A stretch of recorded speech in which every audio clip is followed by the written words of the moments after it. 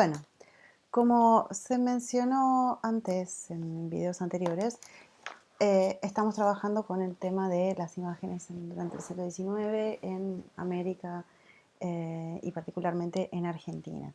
Uno de los temas entonces que habíamos estado comentando, que forma parte de aquello que es central para entender el funcionamiento de las imágenes, es el tema de la constitución, la creación, la conformación de la nación, de la nacionalidad, y que es algo que atraviesa todo el periodo del siglo XIX y que es uno de los ejes para pensar toda esa producción estética y cultural.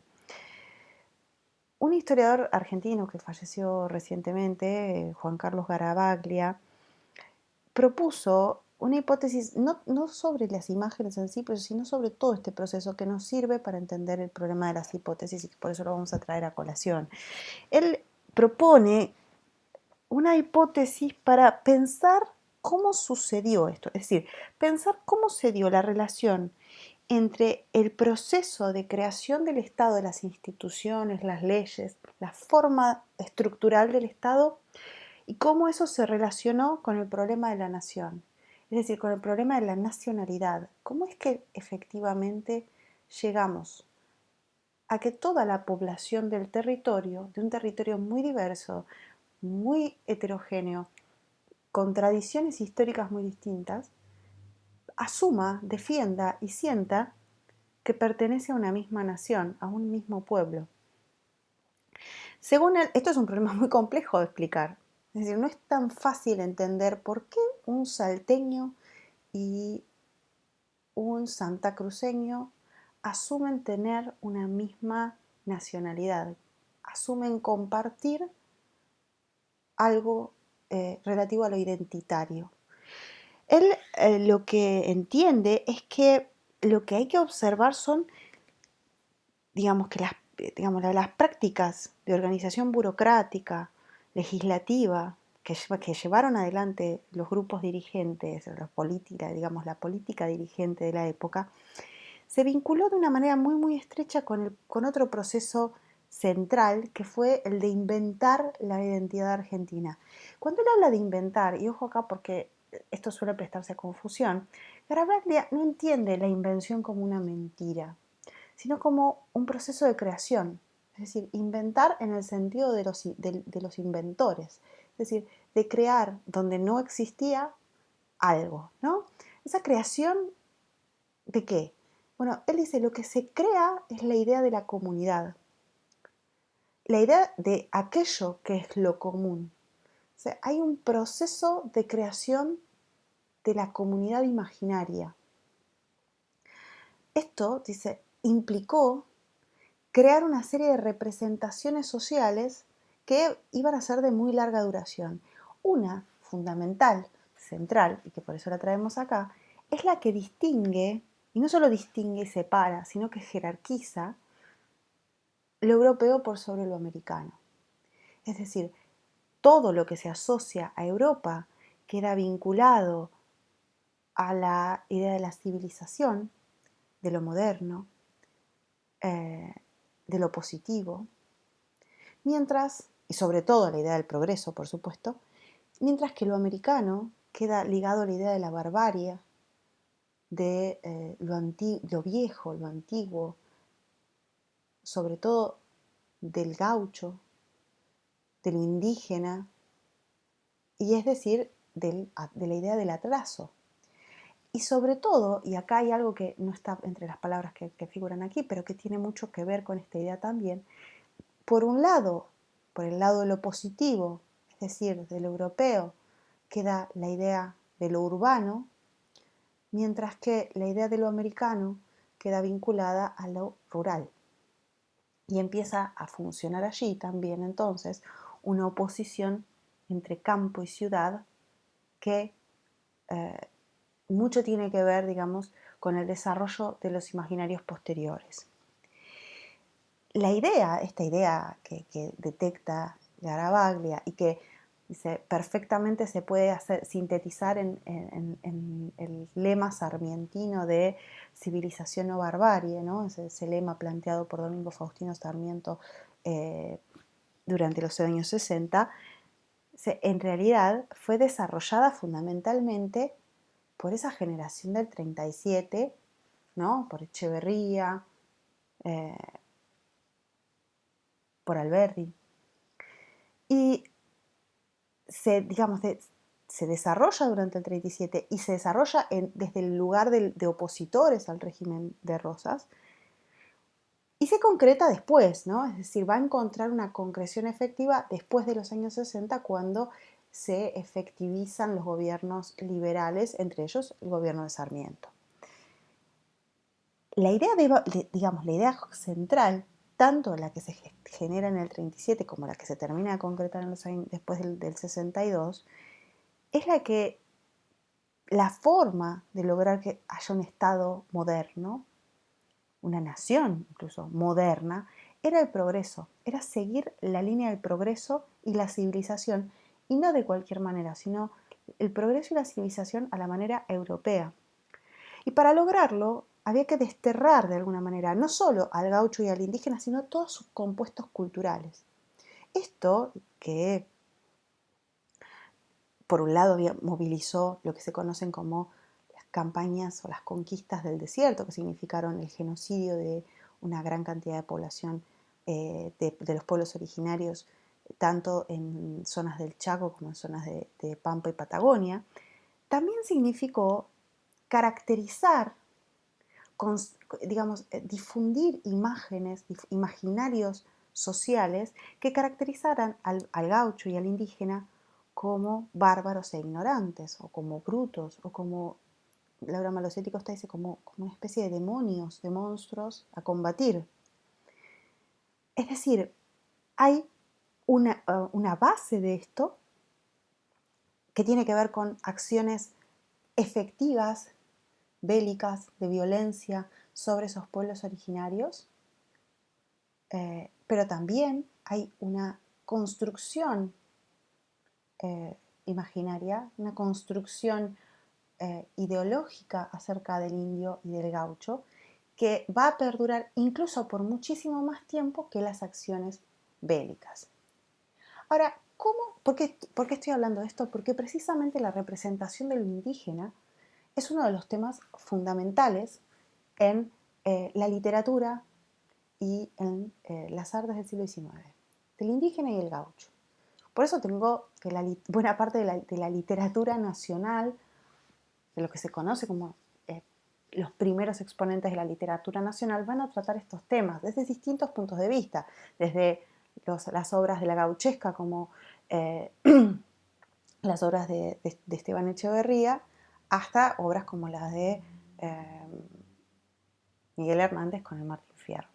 Sin embargo, no todas lo tratan de la misma manera. Lo que nosotros vamos a hacer aquí es trabajar sobre la imagen. Fíjense que ya en esta edición de la obra de Esteban Echeverría, que se aclara, que además contiene dibujos de Mauricio Rugendas. Rugendas, como les comenté en un video anterior, fue un pintor alemán que circuló por América, pintó en México y estuvo luego en Brasil, en su camino hacia Chile, pasó por Buenos Aires y parte de La Pampa, y él va a generar, de hecho, toda una gran cantidad de obra, entre la que vamos a destacar esta porque nos parece sumamente significativa. Aquí es muy clara la forma en la que Rugendas observa el enfrentamiento social que significaba la tensión entre la sociedad blanca y la sociedad de los pueblos originarios, la sociedad indígena. Lo que se hace evidente es que Rugendas sostiene una mirada horrorizada, una mirada que, si bien por momentos le podría generar cierta curiosidad, en realidad es la mirada del hombre blanco, sobre los procesos, digamos, de enfrentamiento con el indígena. Y fíjense cómo queda claramente expresado tanto en el uso de los recursos técnicos y compositivos, claras referencias al romanticismo, ¿no? Con esos cuerpos en tensión, un uso muy expresivo del color, los muertos estos en primer plano, caballos caídos, las diagonales, estos cielos turbulentos, ¿no? Pero además, fíjense cómo en la selección misma del tema se hace evidente eh, esa, digamos, esa visión ideológica de que el hombre blanco es la civilización y el indígena es la barbarie. Lo que se está representando aquí hace referencia, la obra se llama El rescate de una cautiva.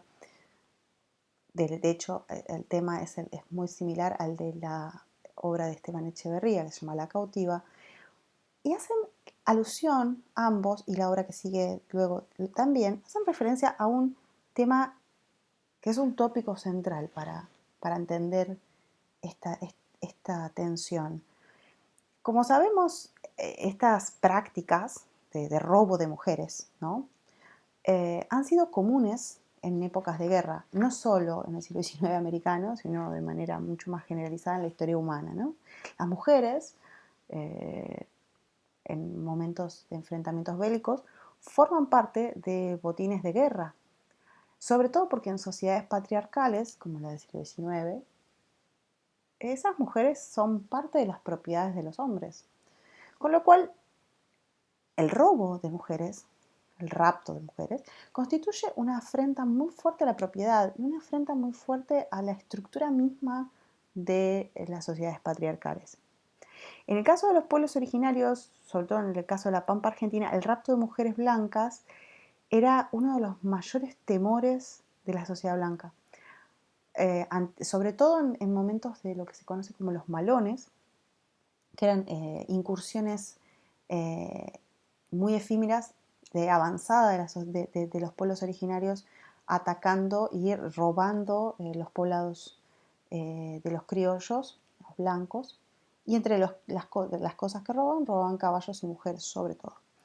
Rugendas lo que está haciendo es plantear el momento del rescate de esa cautiva, de una de esas mujeres robadas. La cautiva era la mujer robada, como una escena de caos, digamos, de violencia dramática. No solo por el color, digamos, y esas estrategias técnicas del romanticismo, que son claramente elementos elegidos para transmitir dinamismo, es decir, esos caballos parecen efectivamente estar moviéndose, ese cuerpo de esa mujer parece efectivamente estar cayéndose o deslizándose, es decir, hay una selección que prioriza esa idea del caos y de la energía, del dinamismo contenido, sino porque hay una, digamos, representación que enfatiza esa mirada ideológica.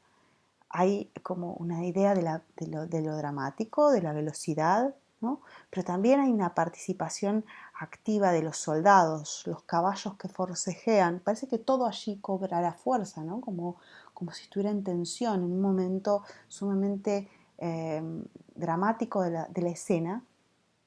Y ahora lo que se hace evidente, una vez que hemos visto esa parte, es cómo el uso de la luz y del color le sirven a Rugendas para transmitir ideas acerca de las cualidades morales de esos individuos, de esos sujetos representados, ¿no?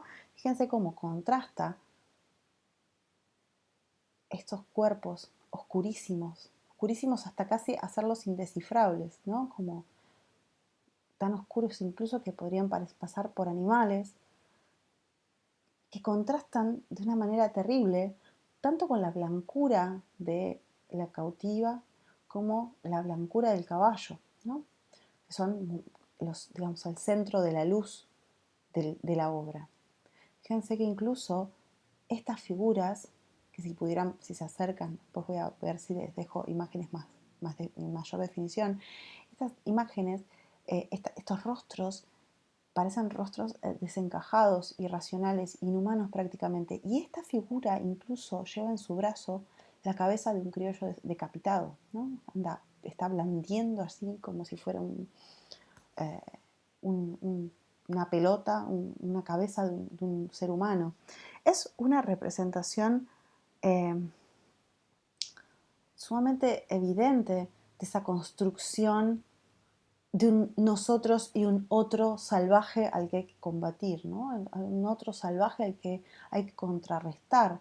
Esto es lo que, de hecho, Laura Malosetti Costa llama que de alguna manera es la forma que adopta en el Río de la Plata la mirada orientalista.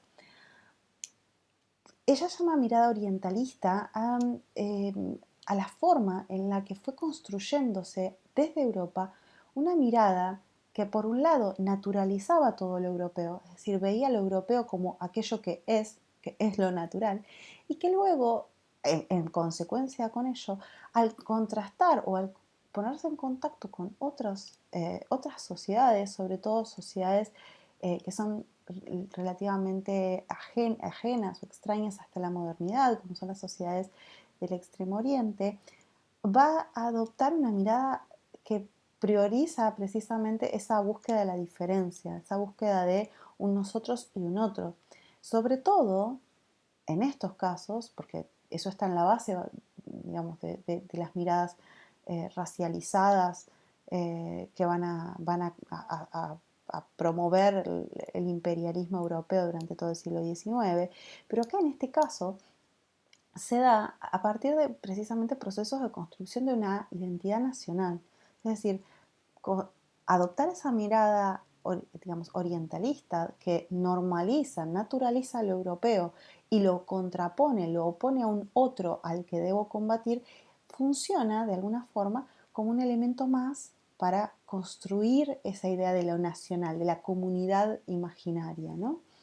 Esta idea que Laura Malosetti Costa identifica, sobre todo a partir de la época rosista, se hace cada vez más evidente o se pone, digamos, se pone aún más en evidencia durante toda la segunda mitad del siglo XIX y de hecho va a seguir siendo un tema aún a fines del siglo, ¿no? En 1892, Ángel de la Valle presenta esta obra ya en un contexto de salones de arte, donde ya el malón ni siquiera era una gran posibilidad porque ya habían concluido las campañas militares de Julio Argentino Roca, que habían diezmado y masacrado buena parte de las poblaciones originarias, con lo cual ya no existía, digamos, el problema del indio como un problema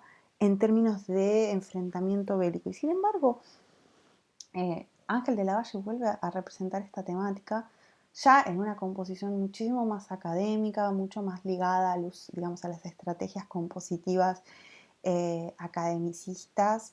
La imagen es mucho más serena, más estable. Si bien hay una representación clara del dinamismo, está muy contenida precisamente por el sentido en el cual se mueven, se desplazan los caballos. Si esta obra estuviese en el sentido inverso, es decir, si los caballos estuvieran representados en un desplazamiento de izquierda a derecha, esta obra cobraría muchísimo más dinamismo. Sin embargo, en este sentido, como está así, es mucho más contenida.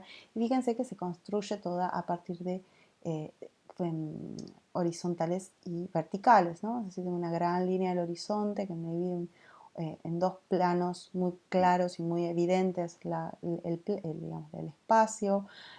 Las figuras se construyen a partir de líneas verticales y horizontales, ¿no? Las figuras humanas y los caballos. Es una composición en la que, si bien hay un muy buen uso del color, se prioriza mucho el dibujo. Y sin embargo, el tema vuelve a ser el mismo. Es decir, la representación, que claramente ya no es descriptiva, que claramente incide, digamos, en la temática política, es funcional, es completamente funcional a la construcción, ya no solo incluso de un consenso acerca de la necesidad de combatir al indio, sino un consenso acerca de, o sea, es decir, ha avanzado en ese desarrollo. ¿Por qué? Porque acá ya no solo estamos hablando de la necesidad de combatir al indio. El indio acá ya no es un problema, lo han diezmado, lo han matado. Aquí lo que esta obra funciona en ese sentido, justificando, legitimando incluso las acciones políticas realizadas y la imposición del Estado Nacional sobre esos territorios que, como ustedes saben, quedaron, de hecho, bajo el gobierno del Estado Nacional hasta mediados del siglo XX. Estamos hablando de, por ejemplo, territorios como el Chaco o La Pampa, Río Negro, Chubut, territorios que eran ocupados por poblaciones originarias que fueron diezmadas durante las campañas de 1870 y 1880 y que efectivamente a partir de allí quedan a disposición, digamos, del gobierno nacional. Estas no son las únicas formas, sin embargo, en las cuales el problema del indígena, que es un problema, digamos, en todo Latinoamérica, porque es parte de las poblaciones existentes, digamos, y independientemente de las formas en las cuales se produjeron los procesos de conquista y colonización, el elemento indígena, los grupos indígenas, digamos, subsistieron en diferentes condiciones. Sin embargo, no es igual la forma en la que se construye esta visión de lo indígena. El otro caso paradigmático y que está en las antípodas, si se quiere, de aquello que vemos en el caso argentino es el caso peruano, donde ya de por sí, digamos, la mirada sobre lo indígena es diferente por el propio peso de la tradición indígena, por el enorme desarrollo cultural y como civilización que precedió a la conquista. Y este es el caso, por ejemplo, de la representación, o sea, y eso sostiene de alguna manera las miradas que hacia fines de segunda mitad y fines del siglo XIX se van a sostener en las sociedades peruanas acerca del indígena. En el caso de Francisco Lazo, pintor limeño, que hizo una gran cantidad de obra y que, digamos, es uno de los pintores nacionales de Perú, lo que se ve, lo que se observa es una representación del indígena que tiene una mirada romántica. Romántica por dos sentidos. En principio, no romántica en términos de la composición o de la realización técnica, que si lo observo es una representación bastante academicista, si se quiere, sino que es romántica por la interpretación, por la mirada con la que efectivamente observa el fenómeno indígena. Por un lado, es romántica porque los representa en una clave casi pintoresca, como algo que aún siendo parte de la República en Perú, es un otro, ¿no? Es algo distinto, es algo que tiene otras prácticas, es una sociedad que se maneja por otras costumbres. Fíjense que incluso en este caso hay una escena prácticamente costumbrista, ¿no? De un momento, de una práctica, es el arabiku, en Perú. Lo mismo acá, ¿no? El indio alfarero es, digamos, una representación de una, digamos, una de las habilidades desarrolladas por las culturas andinas. Pero a la vez hay una mirada que está muy ligada al desarrollo de una forma de observar a lo indígena precisamente en el seno de la construcción de la nación. Y por eso es romántico también, porque lo indígena en este caso va a comenzar a verse, y de allí van a surgir corrientes que se conocen como corrientes indigenistas, que sobre todo hacia fines del siglo XIX y principios del siglo XX van a postular la necesidad de revisar la mirada europeizante, digamos, y rescatar de alguna manera al habitante originario como parte de, digamos, de lo nacional, de aquello que constituye la nación. En el caso peruano es muy fuerte y de hecho en el caso mexicano también, pero con un poco de posterioridad. Y esto va a estar en el centro entonces de la representación del indígena. El indígena entonces, en el caso de Lazo, se lo describe, se lo representa de una manera prácticamente pintoresca, pero también se lo representa así en función precisamente de su participación o de la necesidad de recuperar sus valores culturales en la construcción de la nación criolla.